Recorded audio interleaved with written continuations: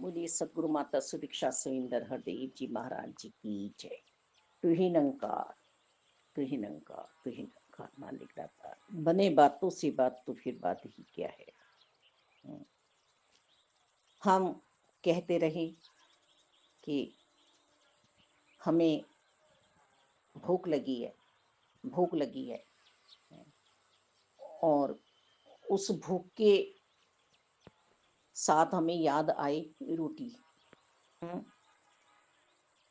हम रोटी का स्मरण करने लगे, रोटी रोटी रोटी रोटी। अब हमारे साथ एक दो ऐसे और बैठ जाएं, हम ही जैसे, जिन्हें रोटी चाहिए, जिन्हें भूख लगी है। वो भी हमारे साथ बैठकर रोटी रोटी का ही गुणगान करने लगे।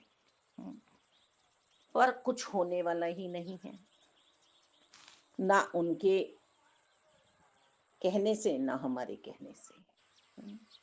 जब तक हम उठ के कर्म नहीं करेंगे, रोटी का इंतजाम नहीं करेंगे, पहले हमें कर्म करने होंगे रोटी बनाने के लिए, सामान लाने के लिए,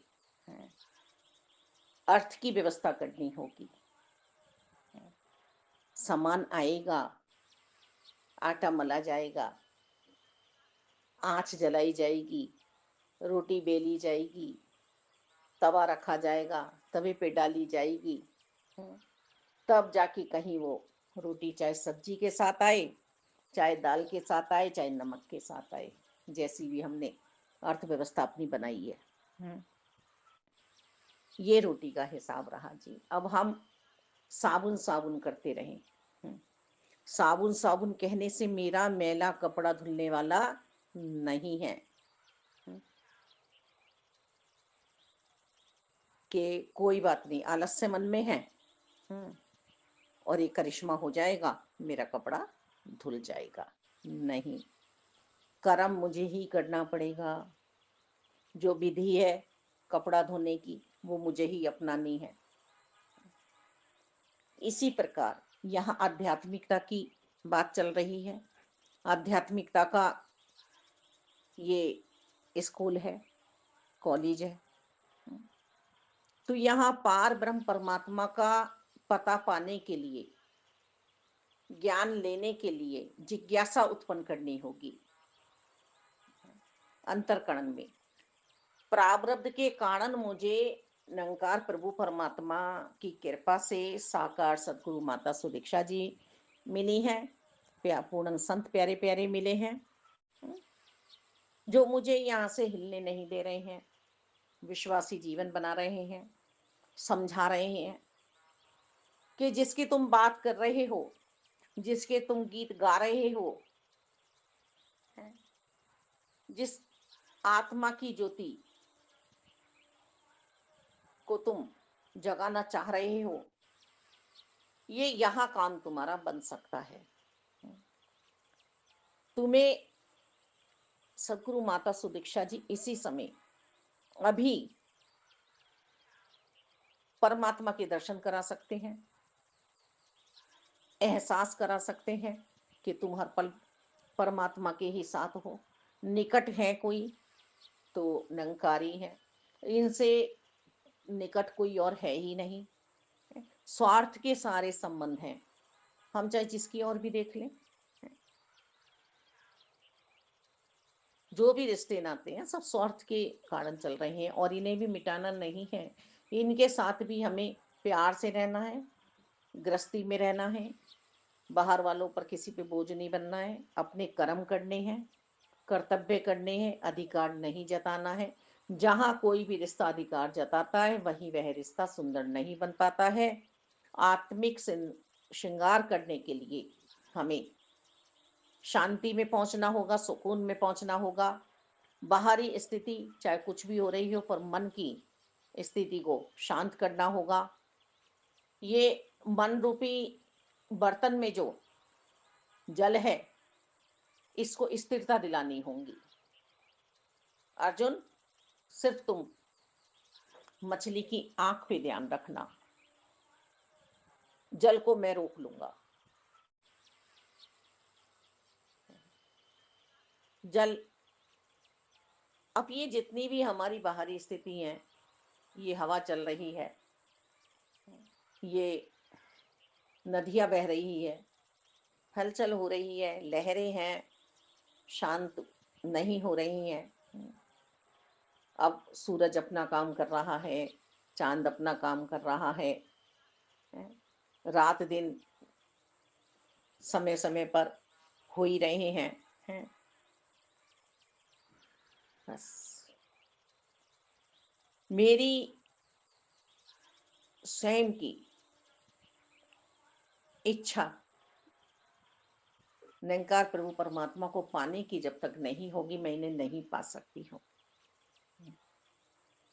मुझे ही ये भूख लगेगी और मुझे ही इस भूख को मिटाना है।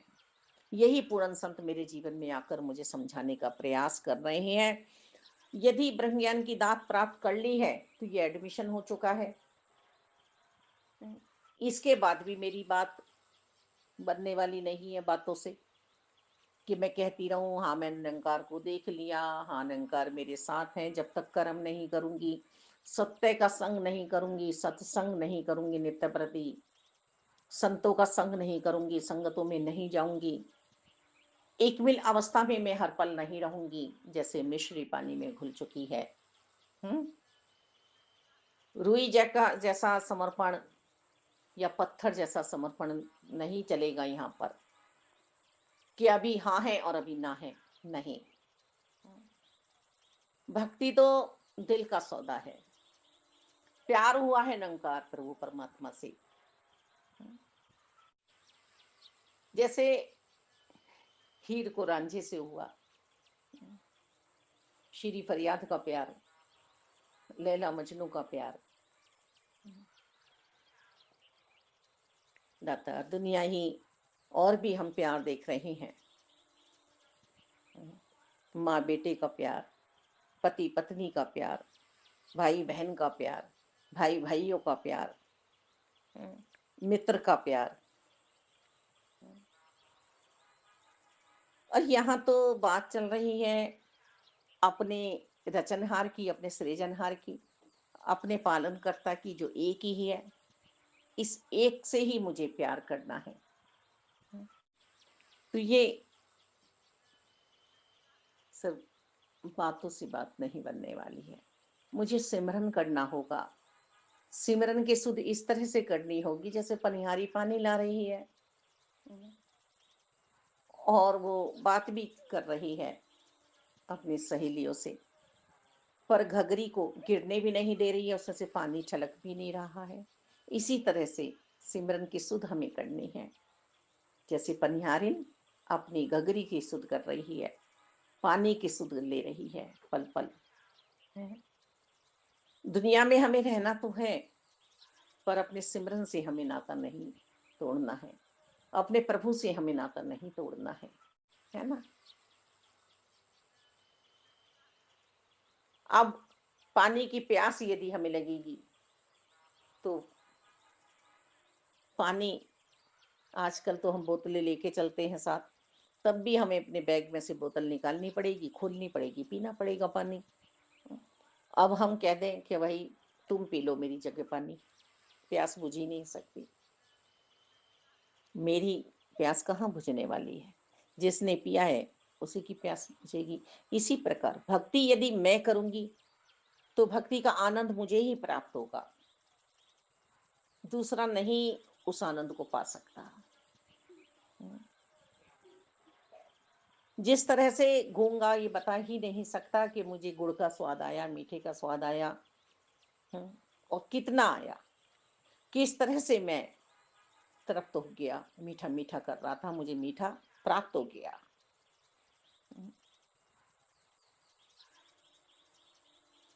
ऐसे हम बताने बैठ जाएंगे प्रभु ऐसा है, भगवान ऐसे हैं, और ये हुआ ये हुआ ये हुआ। नहीं, वास्तव में ही हमें लिखे को पढ़ना है, इतिहास पे ध्यान देना है, सारे वेद पुराणों शास्त्रों को हमें पढ़ना है, और पढ़कर हमें जब ये ब्रह्म ज्ञान की दात प्राप्त होती है तो आत्मा गदगद होती है। ज्ञान सवाया हो जाता है जब ज्ञानी को ज्ञानी मिलता है। और हाँ, यही तो है, यही तो है, यही तो है, जिसे मैं पढ़ रहा था, जिसे मैं सुन रहा था, इन्हीं की तो दर्शन नहीं हो रहे थे मुझे। मैं ढूंढ रहा था चारों ओर, सब तरफ ढूंढ रहा था, पर नहीं हो रहे थे मुझे दर्शन। आज हुए हैं। हे मेरे मालिक, हे मेरे दातार, आज आए हो आप सामने। अब कुंवारी कन्या अपने वर को याद करती रहे और हम भी उससे कह दें कि हाँ, यहाँ हमने तेरा रिश्ता किया है। वो बेचारी रटन ही करती रहेगी, फोटो में ही देखती रहेगी कि हाँ, ये फोटो मुझे दिया गया है। बात कहाँ बनेगी जब तक वो उसके जीवन में नहीं आएगा, जब तक लगन नहीं होगा उसका। है। कहाँ इस आत्मा की लगन हरि से लगानी है, प्रभु से लगानी है, निरंकार से लगानी है, अल्लाह से लगानी है, गॉड से लगानी है, जिस नाम को हम भज रहे हैं उससे लगानी है, पूर्णतः लगानी है। आधी अधूरी लगन नहीं लगानी है। समर्पण करना है अपना, और कहना भी नहीं है। अभिमान नहीं लाना है जरा सा भी। अभिमान आते ही मालिक हमारा समर्पण का समाप्त हो जाता है। जब हम जिस पति से ब्याहे जाते हैं, जिस पत्नी से ब्याहे जाते हैं, और आज के समाज में हम बहुत देख रहे हैं कि जहां शर्तें शुरू हो जाती हैं, वो रिश्ते ज्यादा लंबे चलते नहीं हैं, उनकी उम्र नहीं होती है। हाँ, उन्हें बचाने के लिए शोर मचाया जाता है, कोर्ट कचहरियों का सहारा लिया जाता है, पुलिस का सहारा लिया जाता है, रिश्ते नातों का और आस पड़ोसियों का, समाज में न जाने किन किन का हम सहारा लेते हैं, सहारा लेते हैं, पर वो रिश्ते बनते नहीं है, चलते नहीं है। रिश्ता जब ही चलता है जब हम चलाना चाहते हैं, जब हम उन रिश्तों का सम्मान करते हैं, आदर करते हैं, जब ही हमारा, और हम चाहे जितना कहते रहें कि हम तो इतने अच्छे हैं, दूसरा इतना बुरा है, वो पक्ष इतना बुरा है, हम बहुत अच्छे हैं, बात नहीं बनती है, नहीं बनती है बात। ऐसे ही विद्वान जब पढ़ाई करने चलता है और थोड़ा बहुत अक्षर पढ़ के जोड़ना शुरू कर देता है, समझ लेता है कि मैं तो अब विद्वान हो चुका। नहीं, वही उसकी हार हो जाती है, वही उसकी हार हो जाती है। ये जीवन तो पूरा ही ज्ञान को समर्पण होना चाहिए। क्योंकि मैं भी यदि अभी कह दूं कि इतनी एज हो गई है, मैंने सब कुछ देख लिया है, सब कुछ समझ लिया है, नहीं। अभी जो मुझसे बुजुर्ग बैठे हैं, जो अभी मुझसे बड़े बैठे हैं, चाहे वो 10 साल बड़े हैं, चाहे 20 साल बड़े हैं, चाहे 10 साल 5 साल बड़े हैं, अभी मेरे पास वो समय नहीं आया है। मैं नानी बन गई हूँ, मैं दादी बन गई हूँ, पर अभी जो पढ़ नानी पढ़ दादी बनी है, उनकी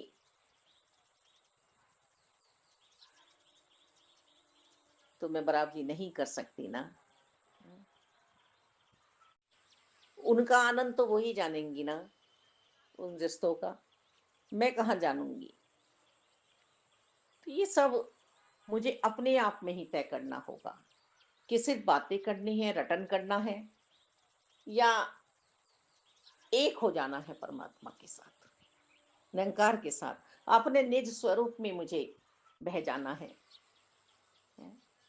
अपने निज घर में मुझे बैठाने का जो माता जी ने सोचा है और बैठा दिया है ब्रह्म ज्ञान देते ही, क्या मैं अभी और कोई ठिकाना ढूंढ रही हूं अपना? किंतु परंतु है मेरे अंतर्करण में, अगर मगर लेकिन है मेरे जीवन में। यदि ये भाव अभी ब्रह्मज्ञानी होने के बाद भी मेरे मन में चल रहे हैं, तो फिर मेरी बात बनने वाली नहीं है। मैं फिर फिसलूंगी, फिर गर्भ मात्र गर्भ में जाऊंगी, फिर मैं 84 की योनियों में भटकूंगी, भूत बनूंगी, प्रेत बनूंगी, इधर उधर इधर उधर, न जाने कितनी योनियों बीच आने के बाद फिर प्रभु की कृपा होगी, फिर मैं इस जीवन में आऊंगी। एक क्वेश्चन दासी से किया गया कि आप कल की अवतार को क्या समझते हैं? वास्तव में ही कल की अवतार होगा, अपने समय पर होगा। जो लिखा है वो सत्य है, पर मेरे जीवन में कल की अवतार हो चुका है। पुण्यतः परमात्मा आ चुके हैं और मेरी कोई जिज्ञासा ऐसी नहीं है शेष कि मैं अभी फिर यात्रा आगे बढ़ाऊं अपनी। जो मोक्ष, जो मुक्ति मुझे सतगुरु जी ने दिलाई है, यही विश्राम करना चाह रही है ये आत्मा। दाता, सतयुग में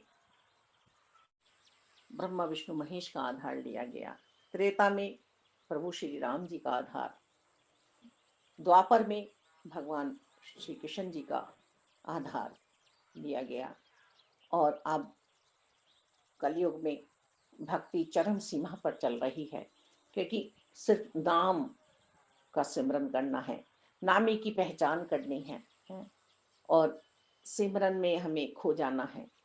अंतरकरण में जो अंतर्यामी बैठे हुए हैं, अंदर की गुफा में हमें जाना है, अंदर की यात्रा करनी है। रोम रोम में जो प्रभु परमात्मा निराकार दातार समाये हैं, इनके साथ मुझे प्रीति बढ़ानी है अपनी, है।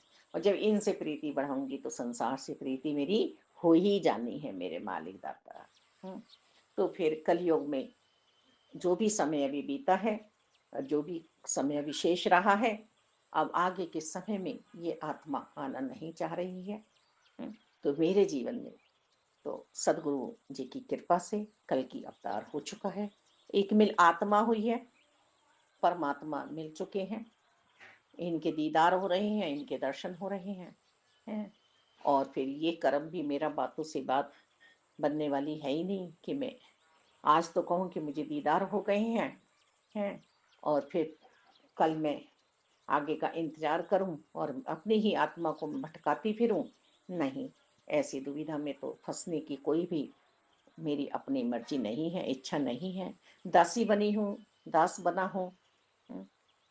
दाता, अभी तो ये कहते हुए भी मुझे शर्म आती है कि अभी पूर्ण रूप से मुझे समर्पण करना है, विश्वासी बनना है। ये थे भी, ये हैं भी और ये रहेंगे भी, तीनों काल एक ही रहने वाला है, परमपिता परमात्मा। बस मुझे ज्ञान में जीना आ जाए तो हे निरंकार, मैं तेरी शरण, मैनू बख्श लो। जो महामंत्र गुरु जी ने दिया है, इस महामंत्र में मुझे मालिक सारी श्वासें जितनी विशेष है बितानी है दाता। बस मैं पास होने वाली हुई नहीं कि यदि मैंने कहा मैं पीएचडी कर रही हूँ, इतना मैं पढ़ चुकी हूँ, पीएचडी की पढ़ाई भी मुझे करनी ही पड़ेगी, चाहे पीछे जितनी पढ़ाइयाँ मैं कर चुकी हूँ, है ना। बस धन्यवाद जी।